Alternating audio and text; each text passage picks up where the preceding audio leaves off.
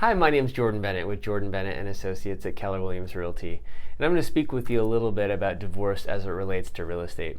Generally, when people are going through the challenging time of a divorce, what happens is, in many cases, you have a home, which is, in many cases, people's most valuable asset, and there's figuring out how to split this asset.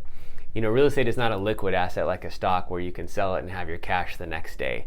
And in many cases, there are children involved, and you're trying to figure out, what do we do with the house? This is where we're raising the kids. Who's going to stay in the house? Once those details are figured out, there's essentially three different routes that people can go with the house.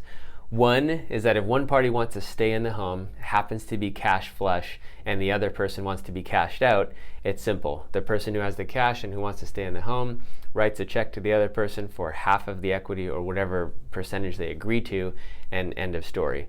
In most cases, with the high prices of real estate in Orange County, Southern California in general, usually doesn't work that way. Typically the equity is tied up in the house and there's not a whole lot of cash on the side. So the second option is a cash out refinance. That's where one of the parties that's going to stay in the home refinances that home into their name, cashes out the other party of their equity, and they go their separate ways.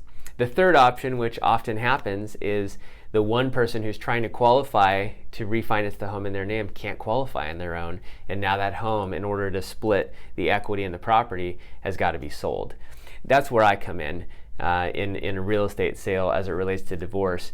I think some of the important things that you want to look for in a real estate agent when you are selling a home while going through a divorce are one, the most important thing is experience. Personally, I've worked with dozens and dozens of divorcing couples.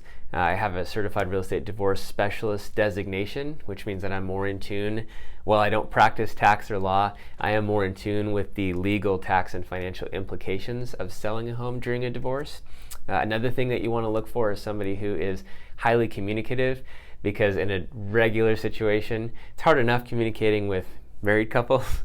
Oftentimes it's obviously even more difficult when you're communicating with folks that are not always on the same page and where tensions and emotions are high. So you want to work with somebody that knows how to communicate with both parties without isolating anybody and keeping everybody on the same page, which requires a lot of diplomacy.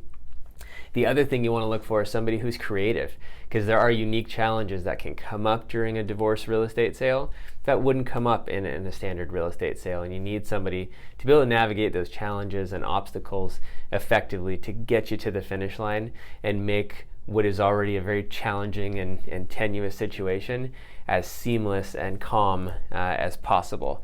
So I think it's important that you hire the right professional when you're going through that process, and if you'd like to have a deeper conversation on that, I would love to have a dialogue with you. Thanks so much.